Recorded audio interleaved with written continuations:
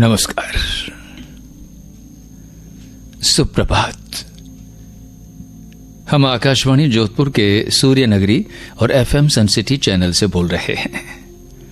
Medium wave 564.97 metre यानी 531 kilo hertz और FM band 102.1 mega hertz पर।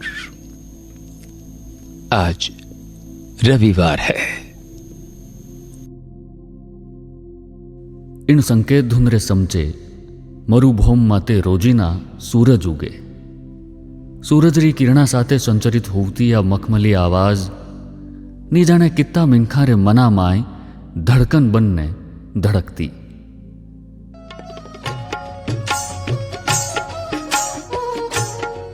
नमस्कार, हाजिर हूं मैं इन सुरीली जात्रा रुजातरू जफर खान सिंधी। आ खाली आवाज नहीं, एक एहसास, एक अंदाज और एक नाम, जफर।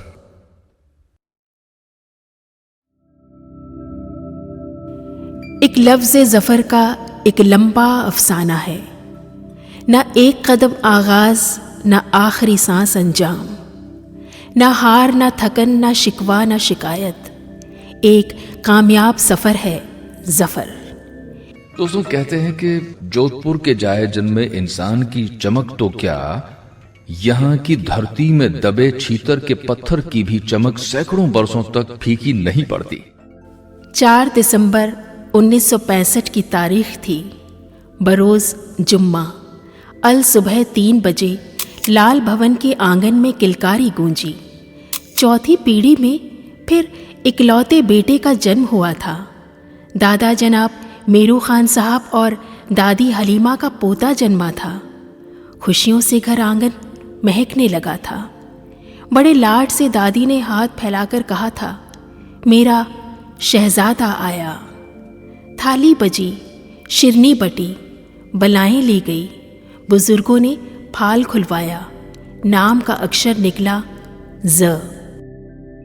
वालिद हाजी जनाब सिकंदर खान साहब और वालिदा हज्जन जुबैदा बी के नूरे चश्म को नाम मिला जफर खान। इस जफर के माने हैं, अगर ज के नीचे नुक्ता है, फ के नीचे नुक्ता है, तो यह है जफर। इस जफर के माने हैं सफल या कामयाब। शुरुआती तालीम महेश स्कूल से पूरी की, फिर आगे डिग्री के लिए उस्मानिया यूनिवर्सिटी हैदराबाद का रुख किया। पढ़ाई पूरी करके जोधपुर लौटे और पत्रकारिता करने लगे। जोधपुर के स्थानीय दैनिक पत्रों में सांस्कृतिक गतिविधियों को अपने ख़ास अंदाज से लिखने लगे। अपनी लेखनी में हिंदी उर्दू मिश्रित हिंदुस्तानी को अपनाया और खुलकर मायड़ भाषा का इस्तेमाल भी किया। फिलहाल राजस्थानी में इन वास्ते बोलनी चाहूँ हूँ कि आ जबान मैं मारे मारे खोड़े में बैठने सीखी ही, इन वास्ते मैंने बहुत अजीज है। हाई कोर्ट में नौकरी की बात हुई, पर आवाज़ अच्छी थी तो पहचान के जज साहब ने रेडियो में बोलने की हिदायत दी। सफ़र के इस मुकाम पर जनाब फिरोज़ खान साहब और बीबी गुलफाम के घर से पैगाम भेजा। नाजों से पाली दुख्तर बेटी के हम सफ़र जवां ज़फ़र को बनाने के लिए ये पैगाम कबूल किया गया और उस वक्त बड़ी शान शौकत से निकाह हुआ। ज़फ़र साहब को शरीके हयात, शरीके हम सफ़र मिला। सुनो, कैसे गुजरा आज का दिन? बस उसके इंतजार में। लाल भवन में फिर खुशी की लहर छाई जब ज़फ़र साहब और उनकी अहलिया का ओहदा बढ़ा और खुदा ने अपनी नेमत से नवाजा। शुक्राने के लिए अहलो अयाल के साथ हज को गए। 3 पीढ़ी ने साथ में हज अदा किया। बाबरकत वक्त गुजर रहा था। बेटा यूसुफ अभी 2.5 साल का भी ना हुआ था कि एक रात वालिद साहब को दिल का दौरा पड़ा और वे अल्लाह की रहमत को पहुंच गए। हाजी ज़फ़र खान सिंधी के कंधों पर परिवार की जिम्मेदारी आ गई। सबने इज्जत और मोहब्बत से बापू नाम से संबोधन देना शुरू कर दिया। सादगी और सफ़ेद पोशाक, सफ़ेद जूते और सफ़ेद शॉल अब पहनावा ही नहीं, पहचान बन गई थी। इसी बीच आकाशवाणी में उद्घोषक की वैकेंसी निकली और जफर इसमें कामयाब हुए। 23 सितंबर 1993 में बतौर अनाउंसर आकाशवाणी चूरू ज्वाइन किया। 2 साल का चूरू प्रवास दिन गिन गिन पूरा हुआ। माँ से दूरी असहनीय जो थी। जानते थे मखमल के गद्दे किसी काम के नहीं, इस दुनिया के महल चौबारे कुछ काम के नहीं। सब कुछ मिल जाएगा दुनिया में मगर एक माँ फकत खोकर ना मिलेगी दोबारा।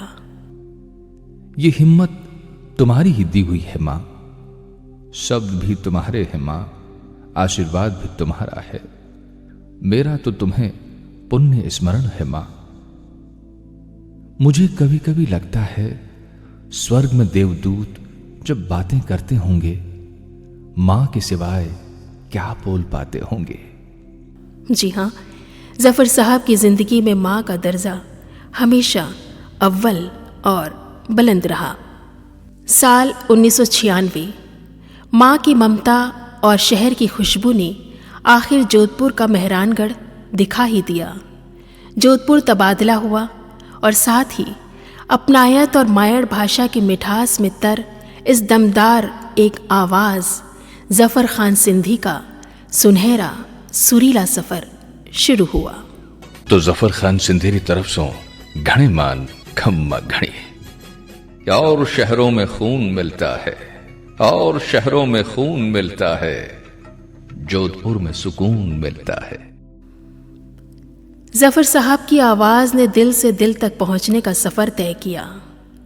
रेडियो पर प्रसारित होती जफर खान सिंधी की आवाज़ गली गली, महल मोहल्ले, खेत खलिहान, दर दीवारों दरवाज़ों से दरकती, परकोटे पार करती, दालानों से सरकती, ये आवाज़ हर बड़े समारोह में शान बनने लगी। ये आवाज़ कभी अपने अंदाज से मेहरानगढ़ की शान बयां करती तो कभी उमेद भवन की बारादरी को रोशन करती। शहरवासियों के साथ तहजीब के सोपान को चढ़ती ये आवाज़ राजस्थान की पहचान बनी। आज यहाँ हम सब अपने भारत से मिलने आए हैं, उससे बात करने आए हैं। आइए करते हैं भारत की बात सबके साथ। कई समारोहों को अपनी आवाज़ और अंदाज से सजाया। ये रूहानी आवाज़ रेगिस्तान के प्यासे होठों पर ओस की नम बूंद की मानिंद लगती, जिसके मोहपाश में बंधे सुनने वाले मीलों सफ़र तय कर साल दर साल राजस्थान की धरती पर खींचे चले आते थे। कई सम्मान जफ़र खान सिंधी के नाम के साथ जुड़कर सम्मानित हुए, तारीफ़ों से नवाजे गए और राजस्थान की आन बान शान को अपनी आवाज़ का उरूज देती ये शख्सियत अवार्ड से सजती रही। टाइम्स ग्रुप द्वारा अचीवर्स ऑफ मारवाड़ सम्मान से नवाजे गए। मेहरानगढ़ म्यूज़ियम ट्रस्ट द्वारा मारवाड़ रत्न से नवाजे गए सन 2011 में। मायड़ भाषा सेवा सम्मान मिला सन 2022 में। सम्मानों की एक लंबी फेहरिस्त है, साथ ही अनगिनत स्मृति चिन्ह घर में आज भी सुशोभित हैं यादें बनकर। 2 अप्रैल सन 2023 माह रमज़ान, चाँद की 10वीं तारीख। उस रोज़ शहर आफताब में उजला सूरज अभी ठीक से चमका भी नहीं था कि दुख भरी खबर की एक बदली उम्मीदों के आसमान को स्याह कर गई। दिल की बस्ती में मातम पसर गया, मगर उम्र भर अल सुबह जागने वाला दिन चढ़े पर ना जगा। और अगर लौट सका तो जरूर लौटूंगा तेरा शहर बसाने को, पर आज मत रोको मुझको, बस मुझे अब जाने दो। पण नियति रे आगे कोई रोबस कोनी चाले।